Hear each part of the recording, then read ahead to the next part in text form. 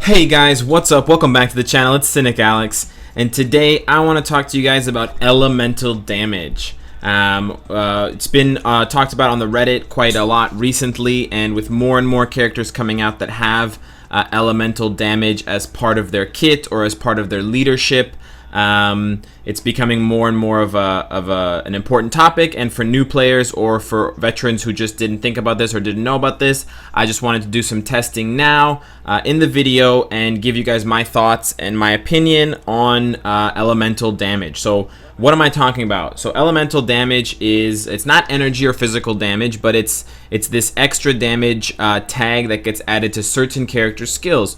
So for example, Green Goblin without the uniform, Pumpkin Bombs, Pumpkin Barrage, Bombing Run, and Aerial Charge are all poison damage. So they will be affected. They will do more damage if you have a poison 5th gear, like this generator that I have, 32%. Also, if the character has an increased poison damage on their ability, see Green Goblin has a 3%. If Green Goblin had a poison damage increase leadership, he doesn't, but if he did, he would do more damage. And of course, in the resists page, everybody complains that their cards roll resists, but in the resist page of a character, you can see, okay, if he has more poison resist, then Green Goblin's attacks will do less damage. So it's basically the normal elemental damage that we're used to seeing in regular ARPGs and MMOs and those kinds of games. A lot of characters do have elemental damage. Another popular one is Black Widow. A couple other popular ones would be, of course, we also have stuff like mind damage, which is also a type. There's mind, poison, fire, and lightning, and cold. I'm not going to talk about bleed damage because that's a dot effect. So Loki has just Scepter Bolt and Astral Projection to do cold damage.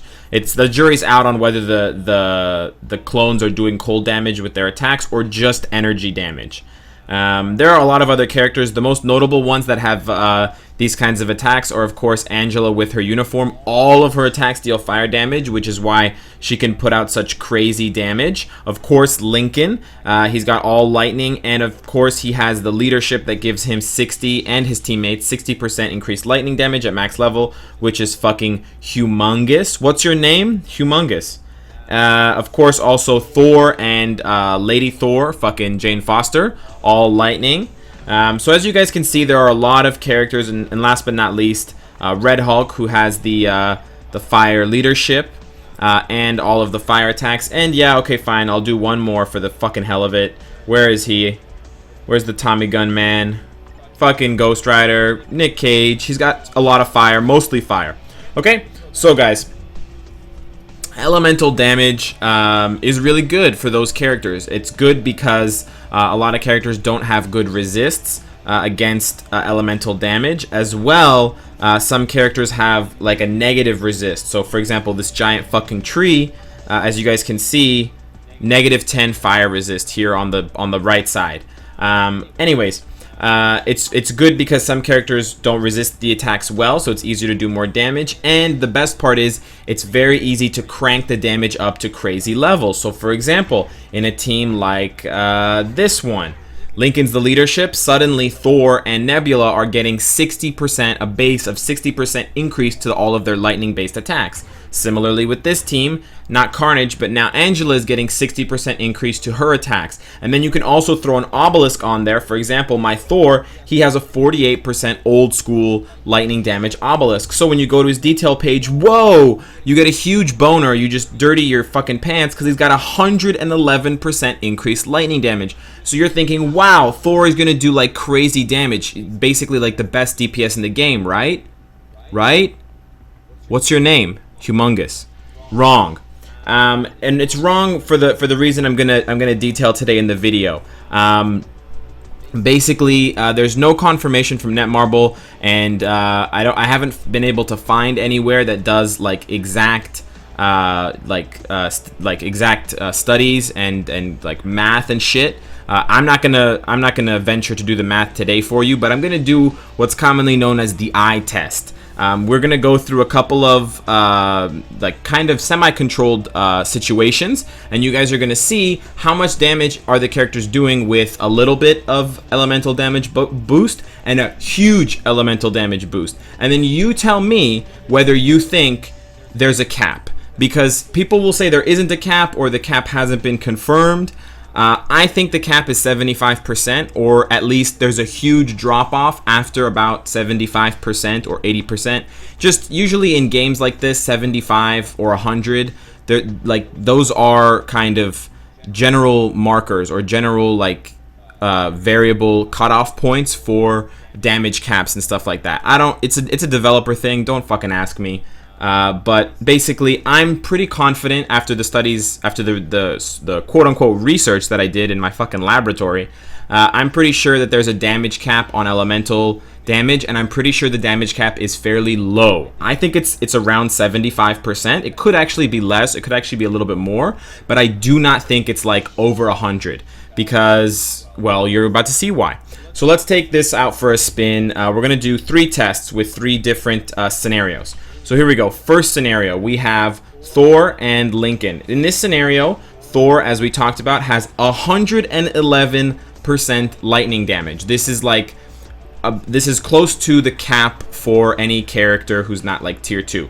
I could get higher with a tier 2 Black Widow, or like a tier 2,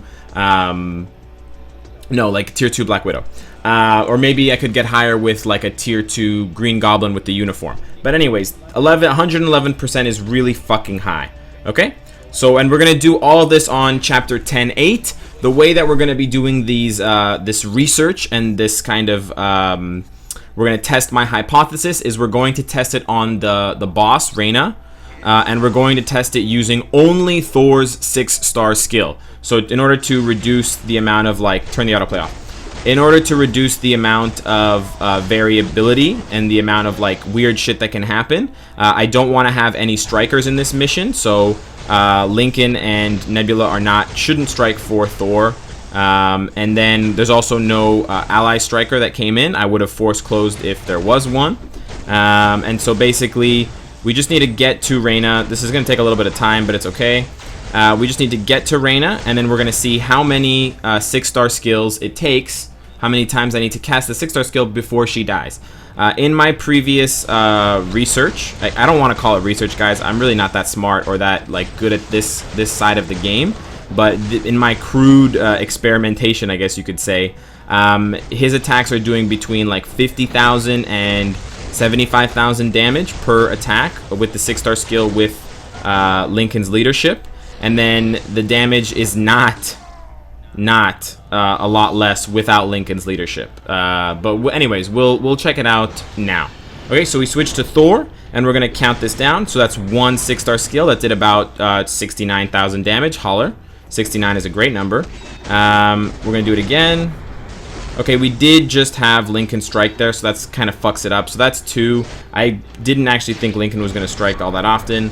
That's 3. So it took about 3 hits, but Lincoln did come in there and fuck things up for us.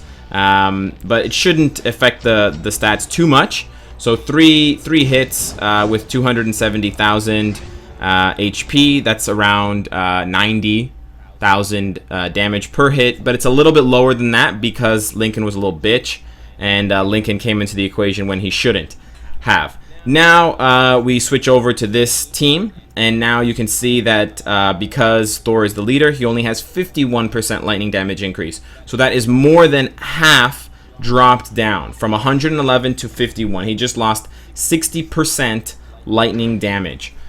So we should assume, or we could assume, that if the cap was higher than 75 or higher than 100, I would say even if the cap was 100, he would still do a shit ton less damage.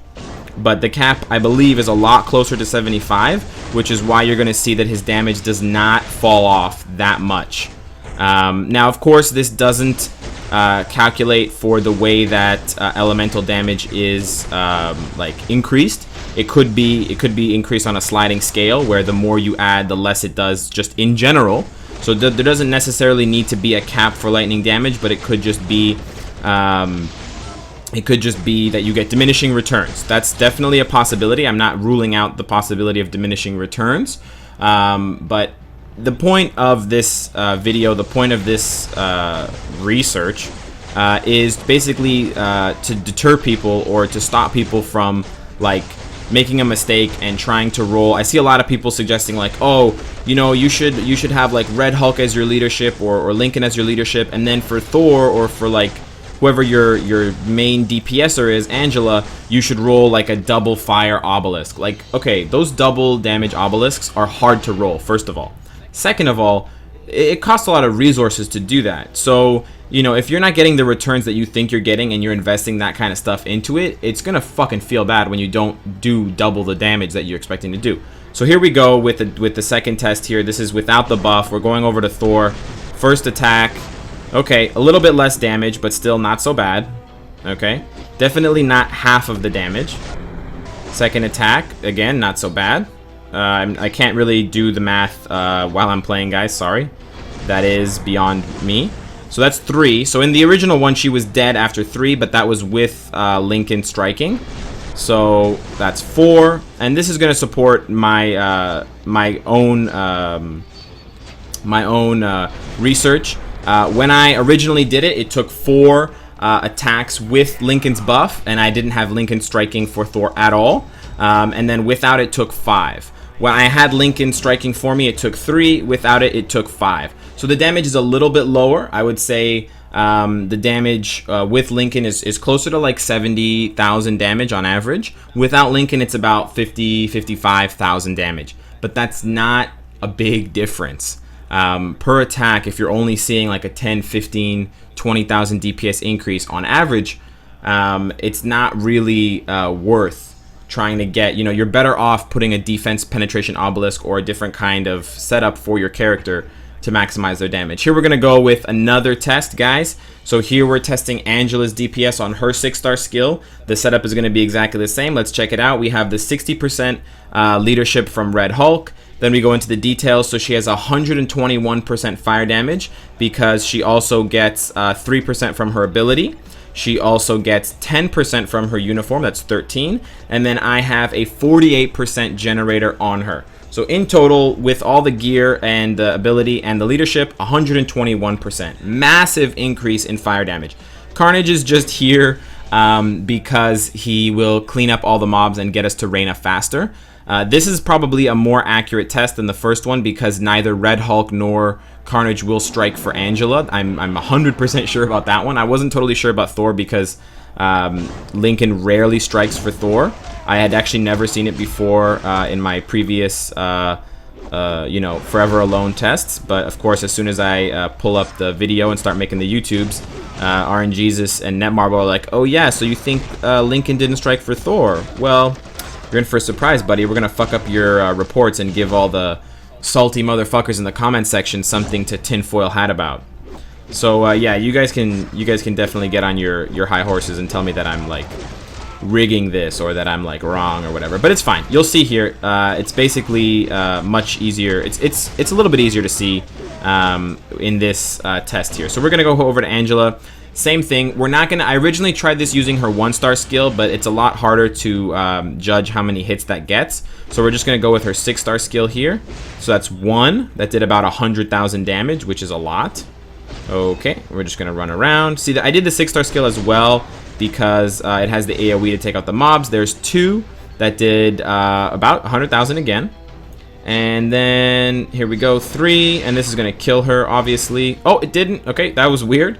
So that did about 55 down from 100, and then she's done. So it took 4, but it basically took 3 to do about 270,000 damage, which is great. I mean, wow, her DPS is like monstrous, right?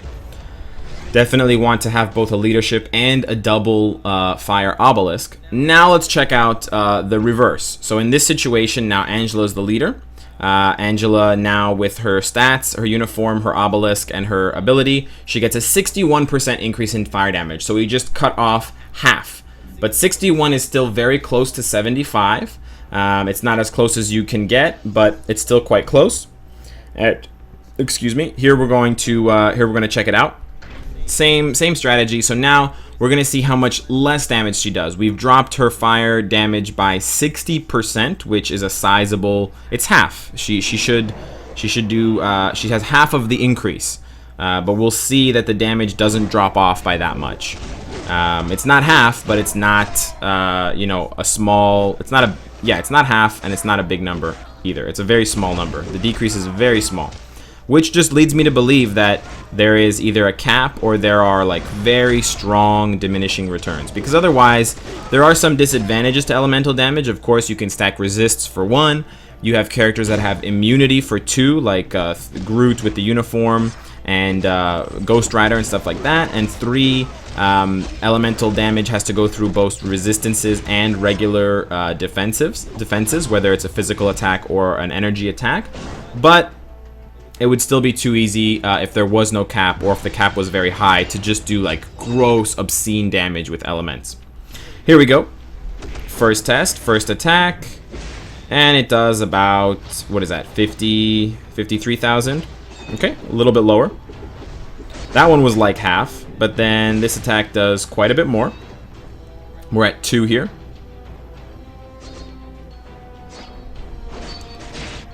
And that's 3. And we're gonna go in for number 4. So as you guys can see, it's doing about an average of about 50 to 60,000 a pop. And she's dead. So that's 5. So in the original one, it took 3. Now in this one, it took 5. But it's definitely not doing half of the damage. I know the first couple of attacks were actually crazy, and they did like 100,000 damage. But I believe that I probably critted there because I couldn't see. I don't believe it. Anyways, here we go, guys. The last test we're going to do here, we're going to do it with Red Hulk as the leadership. And we're going to do it with Red Hulk's 6-star skill. So in this scenario, Red Hulk has no obelisk. So we're just going to rely on his leadership. With his own leadership, he has 63% fire damage. Okay. So we're going to go in here and check it out. And then what we're going to do is I'm going to pop an obelisk on him. And we're going to see how much damage it really adds to his skills. So again, we just use Carnage to clear through to Reyna. And then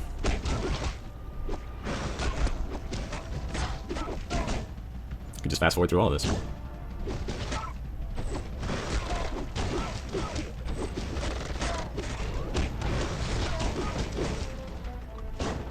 Here we go. This guy walks like a fucking hippo. He's so slow. So we're just going to use the 6-star skill. So that did about... we're going to try to get her to avoid that AoE as well. That did about 80,000 damage. Yeah, close to the same amount of damage. 80,000 again.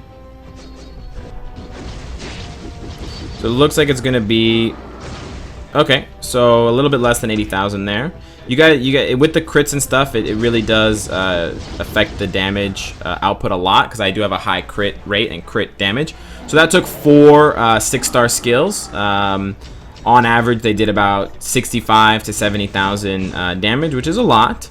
But now we're gonna see with an obelisk how much more damage we can push out of him to try to reach over that cap. So we do have an obelisk here that is double damage. I am going to waste it to show you guys what I'm talking about. Not waste it, but equip it when I otherwise wouldn't have to do it. I just need to fucking find it. Where the fuck is this obelisk? Maybe it's a 4-star obelisk. Oh, there we go. So this is a 4-star obelisk that I have. It's a 55.5% increase obelisk. So we're going to see now. We're going to equip it. All right. So now from 61, he goes up to 118.6. This was the highest change that I could generate in any one character without overriding other obelisks that were really good. So now we're going to see we basically doubled his elemental damage. or we doubled the amount of increase he was getting. Sorry, I should say we didn't double his elemental damage. We doubled the increase that he's getting from 62% or 63% to 118. It's more than double. But anyways, well, it's less than double. But anyways, math is really hard, guys. We're just gonna fast forward. I just realized I can fast forward through this stuff, so we're just gonna fast forward through it.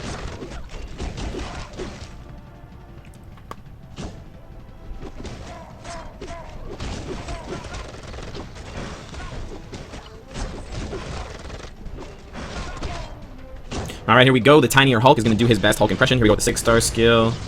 Watch the crits, guys. So there again, not a big increase in damage. That did about 100,000, but the first one had originally done 80. There we targeted the wrong mob with the initial attack, but we can still see the damage is quite strong. And so instead of 5, as we see again, it's going to take 3.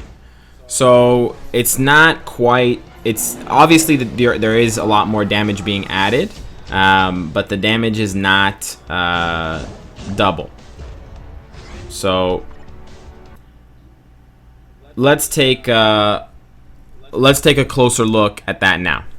So basically, guys, the numbers don't add up for either Thor or Angela. In Thor's case, Lincoln came in as a striker. In Angela's case, she did massive crit attacks on the very first run, which fucked up the numbers and skewed with the results. In Red Hulk's case, it's the most accurate. With a 60% fire damage buff, he did about 70,000 damage per hit. With a 118% damage buff, he did about 90,000 damage per hit. So you guys can see there, you double how much a fire increased damage you're giving your character, but you only see about 20,000 more damage per hit, which is honestly not that much. So you basically have to weigh the value of stacking a leadership and a double damage, elemental damage obelisk with maybe a different kind of obelisk that could give you better damage or more flexibility in the long run with something like dodge ignore. So there you guys have it, guys. Those are the results from the reports and from the short kind of research, the small sample size that I gave you guys. It's only a sample size of 6, so I know that the research is not proven, and it's not, I can't say with supreme absolute confidence. I did graduate high school science, so I do know about that kind of stuff. But I can say from playing this game and from the numbers that I'm seeing and the damage I'm seeing and the amount of time it's taking me and the feel that I'm getting when I'm playing the characters with and without the leaderships, that it's probably not a good idea to try and stack more than, 75-80% elemental damage on any one character, given that it seems like they already do an excellent damage without it, and the increase in damage is not proportional to the resources that you're going to consume trying to get those obelisks and spend the gold rolling those obelisks for double damage effectiveness, and B, for the damage output that you're going to get as a return on your investment. So with that said, guys, I hope you've learned a little bit about elemental damage today. I know I have. And of course, guys, as always, if you like what you see, I hope to see you again tomorrow. Take care.